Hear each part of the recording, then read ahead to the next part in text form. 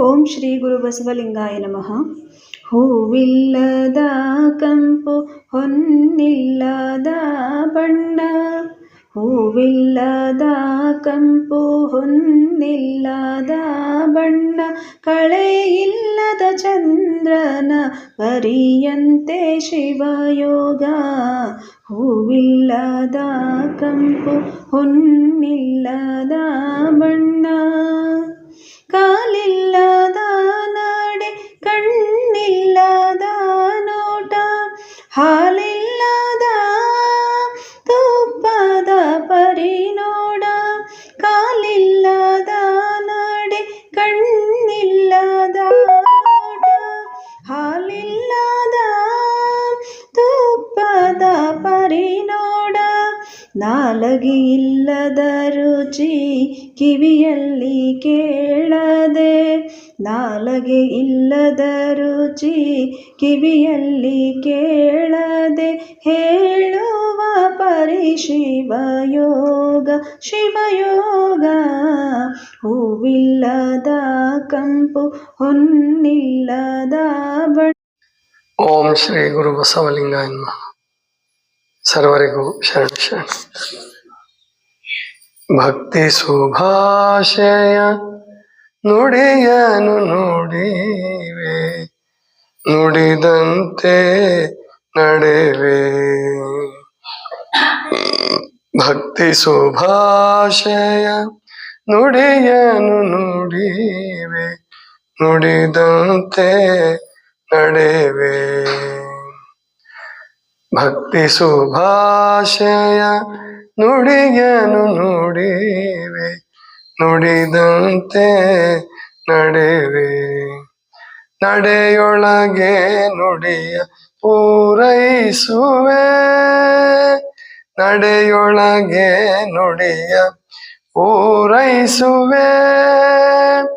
ಮೇಲೆ ತೂಗುವ ತ್ರಾಸು ಕಟ್ಟಳೆ ನಿಮ್ಮ ಕೈಯಲ್ಲಿದೆ, ಮೇಲೆ ತೂಗುವ ತ್ರಾಸು ಕಟ್ಟಳೆ ನಿಮ್ಮ ಕೈಯಲ್ಲಿದೆ. ಒಂದು ಜವೆ ಕೊರತೆಯಾದರೆ, ಒಂದು ಜವೆ ಕೊರತೆಯಾದರೆ, ಎನ್ನ ನದ್ದಿ ನೀನೆದ್ದು ಹೋಗ, ಎನ್ನ ನದ್ದಿ ನೀನೆದ್ದು ಹೋಗ. ಕೂಡಲ ಸಂಗಮ ದೇವ, ಕೂಡಲ ಸಂಗಮ ದೇವ. ಭಕ್ತಿ ಸುಭಾಷಯ ನುಡಿಯನು ನುಡಿವೆ, ನುಡಿದಂತೆ ನಡೆವೆ, ನುಡಿದಂತೆ ನಡೆವೆ. ನಡೆಯೊಳಗೆ ನುಡಿಯ ಪೂರೈಸುವೆ, ನಡೆಯೊಳಗೆ ನುಡಿಯ ಪೂರೈಸುವೆ.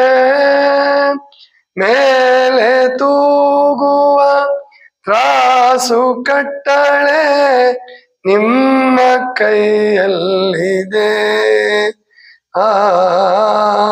ಮೇಲೆ ತೂಗುವ ತ್ರಾಸು ಕಟ್ಟಳೆ ನಿಮ್ಮ ಕೈಯಲ್ಲಿದೆ.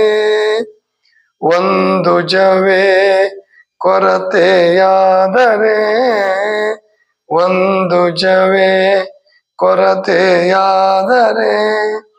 ಎನ್ನ ನದ್ದಿ ನೀನೆದ್ದು ಹೋಗ, ಎನ್ನ ನದ್ದಿ ನೀನೆದ್ದು ಹೋಗ. ಕೂಡಲ ಸಂಗಮ ದೇವ, ಕೂಡಲ ಸಂಗಮ ದೇವ, ಕೂಡಲ ಸಂಗಮ ದೇವ, ಕೂಡಲ ಸಂಗಮ ದೇವ.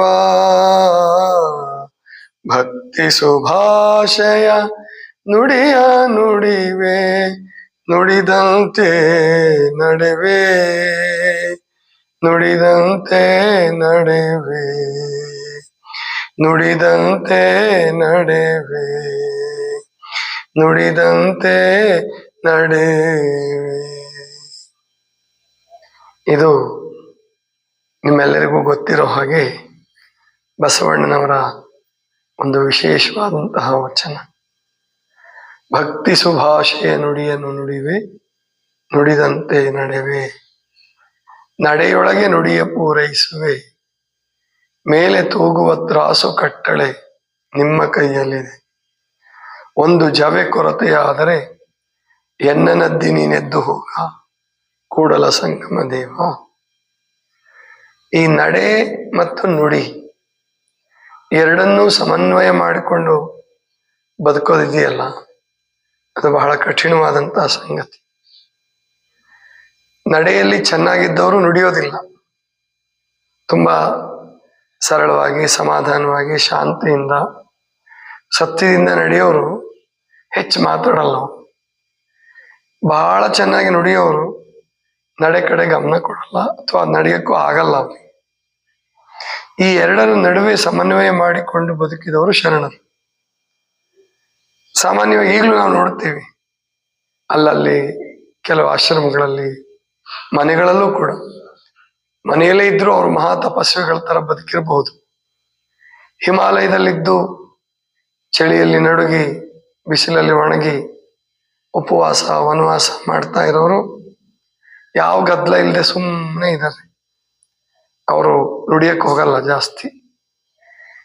ನಿಶಬ್ದಂ ಬ್ರಹ್ಮ ಉಚ್ಯತೆ ಅಂದ್ರೆ ನಿಶಬ್ದವಾಗಿರೋದೇ ಬ್ರಹ್ಮ ಅನ್ನಿಸ್ಕೊಳ್ತಕ್ಕಂಥದ್ದು, ಬ್ರಹ್ಮ ಅಂತ ಹೇಳೋದು ಅವ್ರಿಗೇನೆ ಅನ್ನುವಂತಹದ್ದನ್ನ ನಂಬಿ ಅವ್ರು ಆ ಥರ ಬದುಕ್ತಾ ಇದ್ದಾರೆ.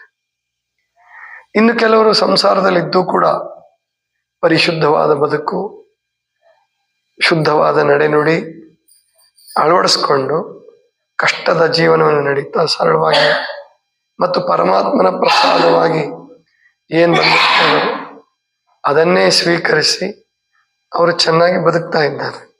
ಅವರು ಹೇಳ್ಕೊಳಲ್ಲ. ಇನ್ನು ಬಹಳ ಜನ ಹೇಳ್ಕೊಳ್ಳೋರು, ರಾಜಕಾರಣಿಗಳಿರ್ಬೋದು, ಭಾಷಣಕಾರ ಅವರ ನುಡಿ ಬಹಳ ಚಂದ. ಎಷ್ಟು ಚಂದ ಅಂದ್ರೆ ಅನೇಕ ಜನ ಅವ್ರಿಗೆ ಅನುಯಾಯಿಗಳು ಸಿಗ್ತಾರೆ, ಅಭಿಮಾನಿಗಳು ಸಿಗ್ತಾರೆ. ಆದ್ರೆ ಅವ್ರ ನಡೆ ವಿಷಯದಲ್ಲಿ ಡೌಟ್. ಅಭಿಮಾನಿಗಳು ಎಷ್ಟು ಅಂಧಾಭಿಮಾನಿಗಳಾಗ್ತಾರೆ ಅಂದ್ರೆ ಅವ್ರ ನಡೆ ಚೆನ್ನಾಗಿಲ್ದಿದ್ರು ಪ್ರಶ್ನೆ ಮಾಡಕ್ ಹೋಗಲ್ಲ, ಅದೇ ಸರಿ ಅನ್ಕೊಂಡ್ಬಿಡ್ತಾರೆ. ಯಾಕೆ ಅಂದ್ರೆ ಅವ್ರದ್ದು ಹಂಗೆ ನಡೆ ಇರ್ತದೆ. ಅಭಿಮಾನಿಗಳನ್ನು ಕೂಡ, ಅಭಿಮಾನಿಗಳು ಭಕ್ತರು ಅನ್ನಿಸ್ಕೊಂಡಂತವ್ರು ಸಾಮಾನ್ಯವಾಗಿ ಎಂತೆಂಥ ಗುರುಗಳನ್ನ, ಎಂತೆಂಥ ಸಿನಿಮಾ ಆಕ್ಟರ್ಗಳನ್ನ ಆರಿಸ್ಕೊಂತಾರೆ ಅಂದ್ರೆ, ಅಥವಾ ಪ್ಲೇಯರ್ಸ್, ಕ್ರಿಕೆಟ್ ಪ್ಲೇಯರ್ಸ್ ಇರ್ಬೋದು, ಅವ್ರು ಯಾರನ್ನ ಇಷ್ಟಪಡ್ತಾರೆ ಅಂದ್ರೆ ಅವ್ರ ನಡೆ ನುಡಿ ಮತ್ತು ಇವ್ರ ನಡೆ ನುಡಿ ಏಕ ಇರಬೇಕು. ಅಂಥವ್ರನ್ನ ರಾಜಕಾರಣಿಗಳಿಗೆ ಅಭಿಮಾನಿಗಳಾಗ್ತಾರಲ್ಲ, ಸಾಮಾನ್ಯವಾಗಿ ಅವರು ತಮ್ಮ ಅಂದ್ರೆ ಅವ್ರನ್ನ ಯಾರು ತಮ್ಮ ಫಾಲೋ ಅಂದ್ರೆ ಆದರ್ಶ ಅಂತ ಮಾಡ್ಕೊಂಡಿರ್ತಾರೋ ಅವ್ರನ್ನೇ ಇವ್ರು ಕನ್ನಡಿಯನ್ನಾಗಿ ಮಾಡ್ಕೊಂಡ್ಬಿಟ್ಟಿರ್ತಾರೆ ಅಷ್ಟೇ. ಕನ್ನಡಿಯನ್ನಾಗಿ ಮಾಡ್ಕೊಂಡಿರೋದ್ರಿಂದ ಅವ್ರ ತಪ್ಪುಗಳು ಇವರಿಗೆ ಕಾಣಿಸಲ್ಲ, ಅಥವಾ ತಮ್ಮ ತಪ್ಪುಗಳನ್ನ ಅವ್ರ ಕನ್ನಡಿಯಲ್ಲಿ ನೋಡಿ ಸರಿ ಅಂತಾನೆ ಅನ್ಕೊಂಡ್ಬಿಟ್ಟಿರ್ತಾರೆ. ಅದು ತಪ್ಪು ಅಂತ ಅನ್ಸೋದೇ ಇಲ್ಲ ಅವ್ರಿಗೆ. ಈ ತರದ್ದೇ ಜಗತ್ತಿನಲ್ಲಿ ಸಮಸ್ಯೆ ಆಗಿರೋದು. ಇವಾಗ ವಿಪರೀತ ಜನಸಂಖ್ಯೆ ಆಗಿ, ವಿಪರೀತ ದೇಶಗಳು, ವಿಪರೀತ ರಾಜ್ಯಗಳು, ಮತ್ತೆ ಏನು ಎಲ್ಲಾ ಕಡೆ ಸಿನಿಮಾಗಳು, ಎಲ್ಲ ಭಾಷೆಯಲ್ಲಿ ಸಿನಿಮಾಗಳು, ಆ ಸಿನಿಮಾ ಆಕ್ಟರ್ಗಳಿಗೆ ಒಂದಷ್ಟು ಜನ ಅಭಿಮಾನಿಗಳು, ಮಠಗಳಲ್ಲಿ ಗುರುಗಳು, ಅವ್ರಿಗೊಂದಷ್ಟು ಜನ ಭಕ್ತರುಗಳು. ಆದ್ರೆ ಯಾರೂ ಕೂಡ ಪರಮಾತ್ಮನನ್ನ ಮೆಚ್ಚಿಸಿ ಶರಣರ ಹಾಗೆ, ಸಂತರ ಹಾಗೆ, ಮಹಂತರ ಹಾಗೆ, ಈಗೇನು ನಾವು ಆದರ್ಶ ಅಂತ ಇಟ್ಕೊಂಡಿದೀವೋ ಅವರ ಹಾಗೆ ಬದುಕೊಂಡು ಚೆನ್ನಾಗಿ ಬದುಕ್ತಿದಾರ, ಖುಷಿಯಾಗಿದ್ದಾರ, ಸಾವಿರಾರು ಜನ ಅನುಯಾಯಿಗಳನ್ನ ಪಡ್ಕೊಂಡಿದಾರ? ಖಂಡಿತ ಹೇಳೋದು ಕಷ್ಟ. ಆದ್ರಿಂದ ಈ ನಡೆ ಇದ್ದವರು ನುಡಿದು ಹೇಳಲ್ಲ. ಮುಕ್ತಾಯಕ್ಕ ತನ್ನ ವಚನದಲ್ಲಿ ಅದೇ ಹೇಳೋದು. ನಡೆಯ ಕಂಡವರು ನುಡಿದು ಹೇಳಲ್ಲ, ನುಡಿಯುವವರಿಗೆ ನಡೆ ಚೆನ್ನಾಗಿರುತ್ತೆ ಅಂತ ಹೇಳಕ್ಕಾಗಲ್ಲ. ಎರಡನ್ನೂ ಸಮನ್ವಯ ಇರೋದಿದೆಯಲ್ಲ, ಬದುಕೋದಿದೆಯಲ್ಲ, ಬಹಳ ಶ್ರೇಷ್ಠವಾದ ಆತ್ಮಗಳಿಗೆ ಮಾತ್ರ ಸಾಧ್ಯ. ನಾನು ನೋಡ್ತಿರ್ತೀನಿ, ಗಮನಿಸ್ತಿರ್ತೀನಿ. ನಾನು ಈಗ ಅದನ್ನ ಸಾಮಾನ್ಯ ನಮ್ಮ ಟೈಮ್ ಟೇಬಲ್ ಬಗ್ಗೆ ಅಥವಾ ನಮ್ಮ ಆಚರಣೆಗಳ ಬಗ್ಗೆ ಕೇಳ್ತಾರಲ್ಲ, ಯಾವತ್ತು ನಾವು ಅದನ್ನ ಹೇಳಿರ್ತೀವೋ ಹೇಳಿದ ಮರುದಿವ್ಸ ಅದ್ರಲ್ಲಿ ಏನೋ ತಪ್ಪು ಆಗೇ ಬಿಟ್ಟಿರ್ತದೆ. ಅಂದ್ರೆ ಬೆಳಿಗ್ಗೆ 3 ಗಂಟೆಗೆ ಎದ್ದೇಳ್ತೀವಿ ಅಂತಂದ್ರೆ ಅವತ್ತು 3 ಗಂಟೆಗೆ ಎಚ್ಚರನಾಗಲ್ಲ, ಅಥವಾ ಏನೋ ರಾತ್ರಿ ತಡವಾಗಿ ನಿದ್ದೆ ಬರಲ್ಲ, ನಿದ್ದೆ ತಪ್ಪಿ ಹೋಗ್ಬೋದು. ಏನೋ ಒಟ್ಟು ಹೇಳಿದಾಗ ನುಡಿದಾಗ ನಡೆಗೆ ಸವಾಲಾಗ್ತದೆ. ಅದು ನುಡಿದ ಕೂಡಲೇ ಅದರಲ್ಲಿ ಏನೋ ಕೊರತೆ ಬರ್ತದೆ ನಡೆಯಲ್ಲಿ. ಅದಕ್ಕೆ ಬಹಳ ಜನ ಮಹಾತ್ಮರುಗಳು ಮೌನವಾಗಿರೋದಕ್ಕೆ ಹೆಚ್ಚು ಇಷ್ಟಪಡ್ತಾರೆ. ಆಮೇಲೆ ತಮ್ಮ ಆಕ್ಚುಯಲ್ ನಡೆ ನುಡಿಯನ್ನ ಅವರು ಪ್ರಕಟಣೆ ಪಡಿಸಲ್ಲ. ತಮ್ಮ ಸಾಧನಾ ಕ್ರಮವನ್ನ, ಸಾಧನಾ ಪದ್ಧತಿಯನ್ನು ಹೇಳ್ಕೊಳಲ್ಲ ಅವರು. ಯಾಕೆ ಅಂದ್ರೆ ಹೇಳ್ಕೊಂಡ್ವಿ ಅಂದ್ರೆ ಅದೆಲ್ಲೋ ತಪ್ಪು ಬಿಡ್ತದೆ, ಅದರಿಂದ ನಾವು ವಂಚಿತರಾಗ್ತೀವಿ. ನುಡಿದು ಬಿಟ್ವಿ ಅಂದ್ರೆ ಹಂಗ್ ನಡೆಯಕ್ಕಾಗಲ್ಲ ಅನ್ನೋದು ದೊಡ್ಡ ದೊಡ್ಡವರ ಅನಿಸಿಕೆ. ಅದು ಸತ್ಯವೂ ಕೂಡ. ಆದ್ರೆ ಬಸವಾದಿ ಪ್ರಮುಖರು ಏನು 12ನೇ ಶತಮಾನದಲ್ಲಿ ಬದುಕಿದ್ರಲ್ಲ, ಅವರು ಉನ್ನತವಾದ ನಡೆ ನಡೆದ್ರು, ಆದರೆ ನುಡಿಯನ್ನು ನಿಲ್ಲಿಸ್ಲಿಲ್ಲ. ಯಾಕಂದ್ರೆ ಅವ್ರಿಗೊಂದು ಹೊಸ ಧರ್ಮವನ್ನ, ಒಂದು ಹೊಸ ಧರ್ಮಶಾಸ್ತ್ರವನ್ನ ಕೊಡೋದಿತ್ತು ಅವ್ರಿಗೆ. ಹಾಗಾಗಿ ಅವರು ನುಡಿದ್ರು, ಅದರಂತೆ ನಡೆದ್ರು. ನಡೆ ನುಡಿ ಸಮಾನವಾಗಿ ಆಗ್ಲಿಲ್ಲ ಅಂದ್ರೆ ಬಸವಣ್ಣವ್ರು ಎಚ್ಚರಿಸ್ತಾರೆ, ನುಡಿಯಲ್ಲಿ ಎಚ್ಚೆತ್ತು ನಡೆಯಲ್ಲಿ ತಪ್ಪಿದಡೆ ಹಿಡಿದಿರ್ದ ಲಿಂಗವು ಘಟಸರ್ಪ ನೋಡ, ಘಟಸರ್ಪದಂತೆ. ಅಂದ್ರೆ ಲಿಂಗ ಸಾಕ್ಷಿಯಾಗಿ ನಡೆಯತಕ್ಕಂಥ ಶರಣನಿಗೆ ಅವನು ಅದರಂತೆ ಎಷ್ಟೇ ಕಷ್ಟ ಆಗ್ಲಿ, ಎಂತಹ ತ್ಯಾಗ ಮಾಡೋ ಪ್ರಸಂಗ ಬಂದ್ರೂ ಕೂಡ ಅವನು ಅದಕ್ಕೆ ಸಿದ್ಧವಾಗಿರ್ಬೇಕು. ಅದಕ್ಕೆ ಬಸವಣ್ಣನವರು 36 ವರ್ಷಗಳ ಕಾಲ ರಕ್ತ ಸುರಿಸಿ ಕಟ್ಟಿದಂತಹ ಕಲ್ಯಾಣವನ್ನ ಬಿಡೋ ಪ್ರಸಂಗ ಬಂದಾಗ ಯಾವ ಹಿಂದು ಮುಂದೆ ನೋಡ್ಲಾರ್ದೆ, ಅಂದ್ರೆ ಚಿಂತೆ ಮಾಡ್ಲಾರ್ದೆ ಸುಮ್ಮನೆ ಬಿಟ್ಟು ಹೋಗ್ಬಿಟ್ರು. ಎಷ್ಟು ಸಹಜವಾಗಿ ಬಿಟ್ರು ಅಂತಂದ್ರೆ ಅವರಿಗೆ ತಾಪ ಅನ್ನೋದೇ ಇರಲಿಲ್ಲ ಅವಾಗ. ಅರಸು ವಿಚಾರ ಸಿರಿಯು ಶೃಂಗಾರ ಅದು ಸ್ಥಿರವಲ್ಲ, ಅರಸು ಮುನಿದ ಮೇಲೆ ನಾಡೊಳಗಿರಬಾರ್ದು ಅಂತ ಹೇಳಿ ಅರಸುತನಕ್ಕೂ ಬೆಲೆ ಕೊಟ್ರು. ಯಾವ ಅರಸುತನವನ್ನ ಒಪ್ಪಲಾರ್ದೆ ಪರಮಾತ್ಮನೇ ಒಡೆಯ, ಇವನು ಬಿಜ್ಜಳ, ಆನಿ ಬಿಜ್ಜಳಂಗೆ ಅಂಜುವೇನೆ ಅನ್ನುವ ಒಂದು ಆ ಮನೋದಾರ್ಢ್ಯವನ್ನ ಬೆಳೆಸ್ಕೊಂಡಂತಹ ಬಸವಣ್ಣನವರು ಅದೇ ಕಲ್ಯಾಣ ಬಿಡುವ ಪ್ರಸಂಗ ಬಂದಾಗ ಸುಮ್ಮನೆ ಬಿಟ್ಬಿಟ್ರು. ಅವ್ರು ಒಂದೇ ಒಂದು ಮಾತು ಹೇಳಿದ್ರೆ ಇಡೀ ರಾಜ ಪರಿವಾರವನ್ನ, ಅಥವಾ ಅವನಿಗೇನು ಸಪೋರ್ಟ್ ಆಗಿದ್ರು, ಬೆಂಬಲವಾಗಿದ್ರು, ಅಥವಾ ಶರಣರಿಗೆ ಯಾರು ವಿರುದ್ಧವಾಗಿದ್ರು ಅವ್ರನ್ನೆಲ್ಲ ಮುಗಿಸುವಂತಹ, ಕೊಚ್ಚಿ ಹಾಕುವಂತಹ ಸಾಮರ್ಥ್ಯ ಶರಣರಿಗೂ ಇತ್ತು, ಆದರೆ ಶರಣರ ಅನುಯಾಯಿಗಳಿಗೂ ಇತ್ತು. ಶರಣರ ಅನುಯಾಯಿಗಳು ಅಷ್ಟು ಜೋರಾಗಿ ಬೆಳೆದಿದ್ರು, ಆದ್ರೆ ಬಸವಣ್ಣನವರು ಅದಕ್ಕೆ ಕರೆ ಕೊಡ್ಲಿಲ್ಲ, ಅದನ್ನ ಇಷ್ಟಪಡ್ಲಿಲ್ಲ. ಪರಮಾತ್ಮನ ಇಚ್ಛೆ ಇದೆ, ಕಲ್ಯಾಣ ಬಿಟ್ಟು ಹೊರಟುಬಿಟ್ರು. ಶಿಕ್ಷೆಯನ್ನು ಒಪ್ಕೊಂಡ್ಬಿಟ್ರು, ಹೊರಟರು. ಅವರ ಬದುಕಿರುವಾಗಲೇ ಕಲ್ಯಾಣ ಕಟುಕರ ಕೇರಿ ಆದ್ರು ಕೂಡ ಅದನ್ನ ಪರಮಾತ್ಮನ ನಿಯಮ ಅಂತ ಒಪ್ಕೊಂಡ್ಬಿಟ್ರು. ಇದು ಅಂದ್ರೆ ನಡೆನುಡಿ ಏಕ ಮಾಡ್ಕೊಳ್ಳೋದು ಅಂದ್ರೆ ಸುಮ್ಮನೆ ಅಲ್ಲ. ಯಾಕೆಂದ್ರೆ ಬಸವಣ್ಣವ್ರದ್ದೊಂದು ವಚನ ಇತ್ತು, ದಯವಿಲ್ಲದ ಧರ್ಮ ದೇವೋದಯ, ದಯವಿರಬೇಕು ಸಕಲ ಪ್ರಾಣಿಗಳೆಲ್ಲರಲ್ಲಿ. ಹಿಂಗಂತ ಹೇಳಿದವರು ಹೇಗೆ ಅವರು ತಮ್ಮ ವಿರುದ್ಧವಾಗಿ ಇರತಕ್ಕಂಥವ್ರ ಮೇಲೆ ಕೈ ಎತ್ತಲಿಕ್ಕೆ ಸಾಧ್ಯ? ಅವರು ಸಾಧ್ಯವೇ ಇಲ್ಲ. ಹಾಗಾಗಿ ಅವರು ಕರೆ ಕೊಡ್ಲಿಲ್ಲ. ಅದು ಪರಮಾತ್ಮನ ಇಚ್ಛೆ. ಒಂದು ಸಂದರ್ಭದಲ್ಲಿ ಕೈಲಾಸ ಆದ ಕಲ್ಯಾಣ, ಇನ್ನೊಂದು ಸಂದರ್ಭದಲ್ಲಿ ಕಟುಕರ ಕೇರಿ ಆಯ್ತು, ಪರಧರ್ಮೀಯರಿಗೆ ನೆಲೆ ಆಯ್ತು, ಆಮೇಲೆ ಅನೇಕ ಜನರ ದಾಳಿಗೆ ಒಳಗಾಯ್ತು. ಅದ್ಯಾವುದನ್ನು ಅವ್ರು ತಲೆ ಕೆಡಿಸ್ಕೊಳ್ಳಿಲ್ಲ. ಕಾರಣ ಏನು ಅಂದ್ರೆ ಅವರ ನಡೆನುಡಿ ಒಂದು ಧರ್ಮಕ್ಕೆ ಅಡಿಪಾಯ ಆಗಬೇಕಾಗಿತ್ತು, ಒಂದು ಮಾರ್ಗದರ್ಶನ ಆಗಬೇಕಾಗಿತ್ತು. ಹಾಗಾಗಿ ಅವರು ಹಿಂಸೆಗೆ ಒಡಂಬಡಲಿಲ್ಲ, ಹಿಂಸೆಗೆ ಒಪ್ಪಲಿಲ್ಲ. ಅದನ್ನೇ ಈ ವಚನದಾಗ ಹೇಳೋದವ್ರು, ಭಕ್ತಿ ಸುಭಾಷೆಯ ನುಡಿಯ ನುಡಿವೆ, ನುಡಿದಂತೆ ನಡೆವೆ. ಅಂದ್ರೆ ನನ್ನ ಮಾತು ಭಕ್ತಿ ಮತ್ತು ಸುಭಾಷೆ, ಭಕ್ತಿಯಿಂದ ಕೂಡಿರ್ತದೆ, ಅದು ಸರಳವಾಗಿರುತ್ತೆ, ಸತ್ಯವಾಗಿರುತ್ತೆ. ಭಕ್ತಿ ಸುಭಾಷೆಯ ನುಡಿಯ ನುಡಿವೆ, ನುಡಿದಂತೆ ನಡೆವೆ. ನುಡಿದಂತೆ ನಾನೇನು ನುಡಿದಿದ್ದೀನೋ ಹಾಗೆ ನಡ್ಕೊಂತೀನಿ. ನಡೆಯೊಳಗೆ ನುಡಿಯ ಪೂರೈಸುವೆ, ನಡೆಯೊಳಗೆ ನುಡಿಯ ಪೂರೈಸುವೆ. ನುಡಿದಿದ್ದಕ್ಕೆ ಶೋಭೆ, ನುಡಿದಿದ್ದಕ್ಕೆ ಸಾರ್ಥಕತೆ, ನುಡಿದಿದ್ದಕ್ಕೆ ಧನ್ಯತಾ ಭಾವ ಯಾವಾಗ ಬರುತ್ತಪ್ಪ ಅಂದ್ರೆ ಅದರಂತೆ ನಡ್ಕೊಂಡ್ರೆ ಮಾತ್ರ. ಇಲ್ಲದೆ ಹೋದ್ರೆ ಆ ನುಡಿಗೆ ಬೆಲೆ ಇಲ್ಲ.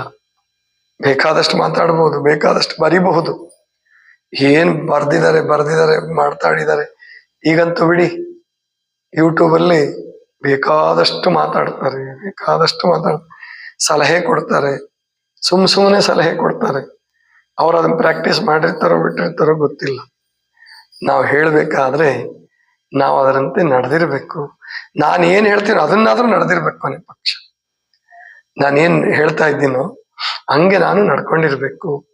ಆದ್ರೆ ಬಸವಣ್ಣನವರು ಹೇಳ್ತಾರೆ, ನಡೆಯೊಳಗೆ ನುಡಿಯ ಪೂರೈಸುವೆ, ಮೇಲೆ ತೂಗುವ ತ್ರಾಸು, ನುಡಿದಂತೆ ನಡೆವೆ, ನಡೆಯೊಳಗೆ ನುಡಿಯ ಪೂರೈಸುವೆ, ಮೇಲೆ ತೂಗುವ ತ್ರಾಸು ಕಟ್ಟಳೆ ನಿಮ್ಮ ಕೈಯಲ್ಲಿದೆ. ತ್ರಾಸು ಅಂದ್ರೆ ಇವಾಗ ತೊಂದರೆ ಅನ್ನೋ ಅರ್ಥ ಬಂದ್ಬಿಟ್ಟಿದೆ. ಆದ್ರೆ ಈ ವಚನದಲ್ಲಿ ಅದ ಅರ್ಥ ಅಲ್ಲ. ತ್ರಾಸು ಅಂದ್ರೆ ತೊಂದರೆ ಅಲ್ಲ. ತ್ರಾಸು ಅಂದ್ರೇನು? ತಕ್ಕಡಿ ಅಂದ್ರೆ ತೂಕ ಮಾಡ್ತಾರಲ್ಲ, ಅದಕ್ಕೆ ತಕ್ಕಡಿ ಅಂತ ಹೇಳ್ತಿರಲ್ಲ, ಆ ತಕ್ಕಡಿ, ಅದಕ್ಕೆ ತ್ರಾಸು ಅಂತ ಕರೀತಾ ಇದ್ರು. ಮೇಲೆ ತೂಗುವ ತ್ರಾಸು ಕಟ್ಟಳೆ, ಕಟ್ಟಳೆ ಅಂದ್ರೆ ನಿಯಮ. ಏನು ತೂಗು ಹಿಂಗೆ ಹಿಂಗೆ ಹಿಡಿತಾರೆ, ಒಂದ್ ಕಡೆ ಬೊಟ್ಟಿಡ್ತಾರೆ, ಅಂದ್ರೆ ಆ ತೂಕದ ಬೊಟ್ಟಿಡ್ತಾರೆ, ಬೊಟ್ಟಿಟ್ಬಿಟ್ಟು ಈ ಕಡೆ ಸಾಮಾನು ಹಾಕ್ತಾ ಹೋಗ್ತಾರೆ. ಅದು ಯಾವಾಗ ಸಮ ಬರ್ತದೋ ಅವಾಗ ಇದು ಅಳತೆ, ಇದು ಇಷ್ಟು ಅಂತ ಗೊತ್ತಾಗುತ್ತೆ. ಹಾಗೆ ಪರಮಾತ್ಮನ ಕೈಯಲ್ಲಿ ನ್ಯಾಯ ನಿರ್ಣಯದ ತಕ್ಕಡಿ, ಮೇಲೆ ತೂಗುವ ತ್ರಾಸು ಕಟ್ಟಳೆ ನಿಮ್ಮ ಕೈಯಲ್ಲಿದೆ. ಒಂದು ಜವೆ ಕೊರತೆಯಾದರೆ, ಒಂದೇ ಒಂದು ಜವೆ, ಜವೆ ಅಂತಂದ್ರೆ ಅದು ಏನು ಕುದುರೆ ಬಾಲದ ಒಂದು ಕೂದಲು. ಅಂದ್ರೆ ಆಗಿನ ಕಾಲದಲ್ಲಿ ಮಾನ, ಅಳತೆ, ಬೇರೆ ಬೇರೆ ಅಳತೆಗಳಿರ್ತಿದ್ವು. ಕೊಳಗ ಅಂತಿದ್ರು, ಆಮೇಲಿಂದ ಪಡಿ ಅಂತಿದ್ರು, ಶೇರು ಅಂತಿದ್ರು, ಹೀಗೆಲ್ಲ ಬೇರೆ ಬೇರೆ ಹೆಸರುಗಳಿರ್ತಾ ಇದ್ವು.